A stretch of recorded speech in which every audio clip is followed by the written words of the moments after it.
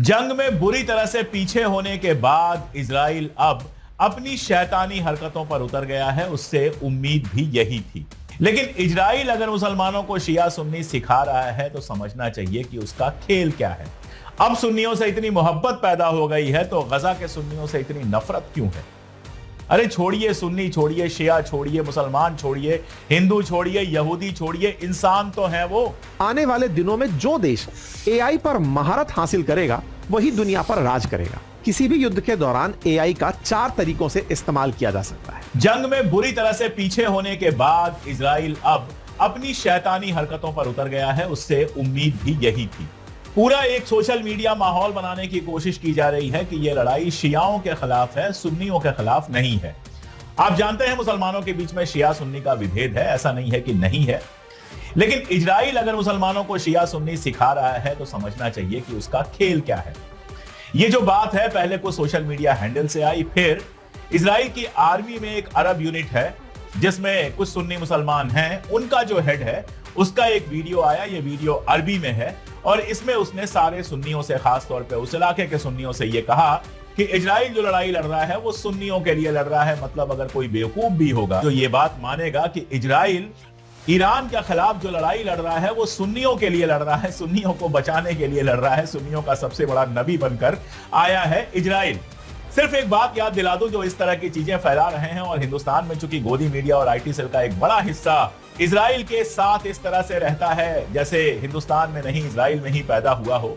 भले वहां पर लात पड़ रही हो, भले वहां के लोग भगा रहे हो, गो इंडिया कह रहे हो, भले पत्रकार वहां जा रहे हो तो उनसे बात करने के लिए वो तैयार ना हो, लेकिन फिर भी इजराइल से जाने कौन सी मोहब्बत है।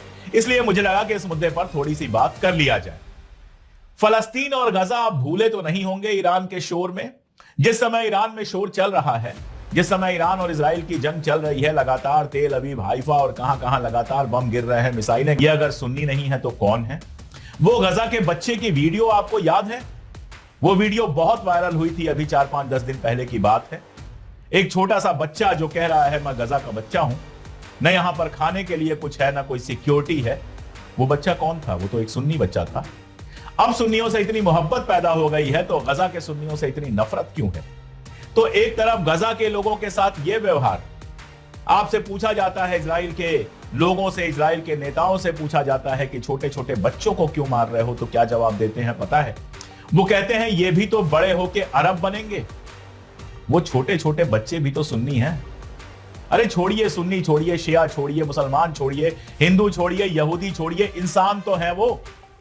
कोई कैसा इंसान हो सकता है कि छोटे छोटे बच्चों को मारने की वकालत कर सकता है? कोई भी दुनिया का शैतान से शैतान इंसान हो, बच्चों को देखकर उसे प्यार आ जाता है। आदमी के बच्चों को छोड़िए, जानवर के भी जो छोटे बच्चे होते हैं उनको देखकर प्यार आ जाता है। साथियों, आज से 8 साल पहले ही यानी 2017 में रूसी राष्ट्रपति पुतिन ने यह कहा था कि आने वाले दिनों में जो देश एआई पर महारत हासिल करेगा वही दुनिया पर राज करेगा। और आपको जानकर हैरानी होगी कि उनकी यह भविष्यवाणी अब सच होती दिखाई दे रही है। आप में से कई लोगों को आज तक ये कंफ्यूजन रहा होगा कि आखिर यूक्रेन जैसा छोटा सा देश जिसकी आर्मी की ताकत रशिया से कई गुना कम है, फिर भी पिछले 2 साल से रशिया के सामने कैसे टिक पाया। इसका सीधा जवाब है अमेरिका की कृपा और खास तौर पर यूक्रेनियन आर्मी द्वारा युद्ध में एआई का इस्तेमाल। सिर्फ यूक्रेन की आर्मी ही नहीं बल्कि रिपोर्ट्स के मुताबिक मिडिल ईस्ट में इजराइल भी गाजा और हमास के साफ करने में एआई का इस्तेमाल कर रहा है। उधर यूएसए ने भी एआई मिलिट्री टेक्नोलॉजी डेवलप करने के लिए अपनी इन्वेस्टमेंट बढ़ा दी। ऑस्ट्रेलिया में भी ऐसे ड्रोन बनाए हैं जो एआई का इस्तेमाल करके प्रिसीजन के साथ टारगेट को हिट करते हैं। इसका मतलब यह है कि युद्ध में अब एआई का इस्तेमाल शुरू हो चुका है। अब तक जितने भी देशों की हमने बात की, उनके एआई को समझना बहुत जरूरी है। तो देखिए, किसी भी युद्ध के दौरान एआई का 4 तरीकों से इस्तेमाल किया जा सकता है। सबसे पहला तरीका होता है कंटूर वार फाइटिंग, जिसे असल में कैंटूर एक ग्रीक माइथोलॉजिकल प्राणी है जिसके ऊपर बॉडी इंसान की है और लोअर बॉडी में पैर घोड़े के होते हैं। इसमें भी कुछ ऐसा ही है। इसमें एआई से बने हुए वेपन्स को ह्यूमन द्वारा कंट्रोल किया जाता है। इस तरह के वेपन्स का इस्तेमाल दुश्मन के हथियार भंडार को नष्ट करने में होता है। दूसरा तरीका है मिनोटोर वॉरफेयर। खास बात यह है कि यह कैंटोर वॉरफेयर से बिल्कुल उल्टा है। हालांकि कैंटोर के तरह मिनाटोर भी एक ग्रीक माइथोलॉजिकल प्राणी है जिसमें हेड और टेल एक बुल की तरह, बाकी बॉडी इंसान की तरह होती है। मिनेटॉर वारफेयर टेक्नोलॉजी सैनिकों की गश्त लगा सकती है, समुद्र में वॉरशिप को इकट्ठा कर सकती है और आसमान में फाइटर जेट का जखीरा बना सकती है। तीसरा तरीका है सिंगलेटॉन वारफेयर। इस तरह की टेक्नोलॉजी ऑफेंस और डिफेंस दोनों के लिए इस्तेमाल हो सकती है, लेकिन एक्सपर्ट के मुताबिक चूंकि इस टेक्नोलॉजी में स्ट्रेटेजिक डिसीजन मेकिंग का कंट्रोल मशीन और एआई को दिया जाता है, इसलिए यह दुश्मन के मुकाबले हमें टाइम और प्लेस के मामले में स्ट्रेटेजिक अपर हैंड तो दिला सकती है, लेकिन इसके कुछ गलत कंसिक्वेंसेस भी हो सकते हैं। अब आखिरी तरीका है मोज़ेक वारफेयर का। इसमें एआई एल्गोरिदम का इस्तेमाल करके दुश्मनों की कमजोरियों का फायदा उठाया जा सकता है। Retired US marine Corp John Allen के मुताबिक इसे एल्गोरिदमिक डिसीजन सपोर्ट सिस्टम कहा जाता है। इस टेक्नोलॉजी में एआई एल्गोरिदम का इस्तेमाल करके रियल टाइम थ्रेट डिटेक्ट करने के साथ ही दुश्मन की अगली चाल को भी समझा जाता है और उस प्रेडिक्शन की बिना पर अपनी आर्मी की मूवमेंट, लॉजिस्टिक और सप्लाई लाइन भी बनाई जा सकती है। ये तो हुए एआई द्वारा बनाई गई वॉरफेयर टेक्निक्स। इसके अलावा एआई का इस्तेमाल कर देश under water threat detection, air threat detection, surveillance, killer robot और ड्रोन बनाने में भी कर रहे हैं। वीजमैन इंस्टीट्यूट दरअसल इसराइल का एक वैज्ञानिक संस्थान है जहां पर उसके जबरदस्त वैज्ञानिक शोध होते हैं। ईरान का एक मिसाइल स्ट्राइक और पूरा वीजमैन इंस्टीट्यूट बर्बाद हो गया है। सरल शब्दों में कई सालों की जो रिसर्च है, कई सालों का शोध, वो बर्बाद हो गया है। इसलिए मैं आपसे कह रहा हूं दोस्तों, ईरान जो हमला कर रहा है ना, वो बहुत सोच समझ कर रहा है। उसके हमलों में आम इसराइली नहीं मारा जा रहा है, यानी कि अब तक करीब 30 लोग मारे गए हैं, मगर उसके अधिकतर हमले उसके स्टॉक बाजार पर हैं, उसके वैज्ञानिक संस्थानों पर हैं, जिसका इसराइल को जबरदस्त नुकसान हो रहा है। दोस्तों, जैसे इंडियन मीडिया ने बताया, जब मैदान में शिकस्त यकीनी हो जाए तो दुश्मन हमेशा प्रोपेगेंडे और फितना अंगेजी का सहारा लेता है। आज यही हाल इसराइल का है, जिसने फ़लस्तीन और ईरान के खिलाफ जंग में नाकामी के बाद अपने शैतानी अज़ाइम को नए रूप में डालना शुरू कर दिया।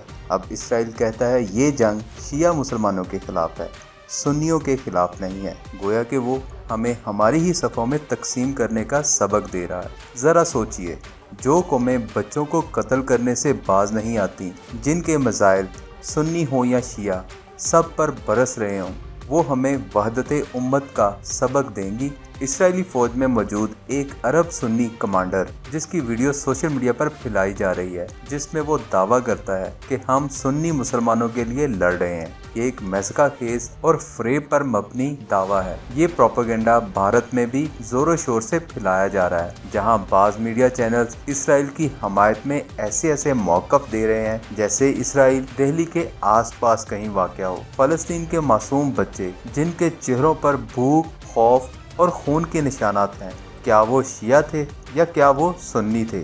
नहीं, वो सिर्फ इंसान थे और इंसानियत का तकाजा ये है कि हम उनके लिए आवाज़ को बुलंद करें। अब आइए इस जंग के नए महाज की तरफ। जैसे कि रूसी सदर पुतिन ने 2017 में कहा था, जो कौम एआई में सबकत हासिल करेगी वो दुनिया पर हुकूमत करेगी। ये पेशन गोई आज हकीकत बन चुकी है। चाहे वो यूक्रेन की जंग हो या इसराइल का गजा पर हमला, एआई का इस्तेमाल दुश्मन के खिलाफ नहायत जदीद हथियारों, ड्रोन्स और हदफ शनाख्त सिस्टम्स और जंगी फैसलों में होने लगा है।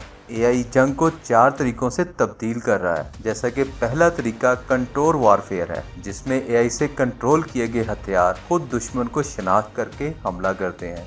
नंबर 2 पे मेंटोर वारफेयर, ज़मीन, फ़ज़ा और समंदर में एआई की मदद से डाटा इकट्ठा करके जंगी मनसूबाबंदी की जाती है। और नंबर 3 पर सिंगल टाउन वारफेयर, जहां मशीनें खुद स्ट्रेटेजिक फैसले लेती हैं, लेकिन अगर ये टेक्नोलॉजी गलत हाथों में हो तो नताइज तबाहकुन हो सकते हैं। नंबर 4 वार प्रेडिक्शन, एआई की मदद से दुश्मन के मुमकिना हमले, लोकेशन और वक़्त का अंदाज़ा लगाया जाता है और इसके मुताबिक फ़ौजी नकलो हरकत तरतीब दी जाती है। ये सब कुछ इसलिए हो रहा है कि फ्यूचर की जंगें सिर्फ तोप और तफंग से नहीं होंगी, बल्कि जंगें दिमाग, डिजिटल डाटा और मुस्नी जहानत से लड़ी जाएंगी। इसराइल सिर्फ जंग नहीं लड़ रहा, वो आपके जहन पर हमलावर है, आपको फिरकों में बांटने की कोशिश कर रहा है और एआई का इस्तेमाल करके इंसानी हमदर्दी को दबाने की कोशिश कर रहा है। और अब वक्त है कि हम सिर्फ सुन्नी या शिया नहीं, बल्कि एक उम्मत बनकर सोचें और एआई जैसे हथियारों के खिलाफ अपने इल्म, इत्तेहाद और शऊर को हथियार बनाएं। क्योंकि ये सिर्फ लड़ाई ज़मीन की नहीं, ये जंग दिमाग, मीडिया और टेक्नोलॉजी की है और हमें इसमें फतह तभी मिलेगी जब हम एक होंगे। तो उम्मीद है दोस्तों आज की वीडियो आपको पसंद आई होगी। वीडियो को लाइक ज़रूर कीजिएगा और चैनल को सब्सक्राइब कीजिएगा। मिलते हैं अगली वीडियो में।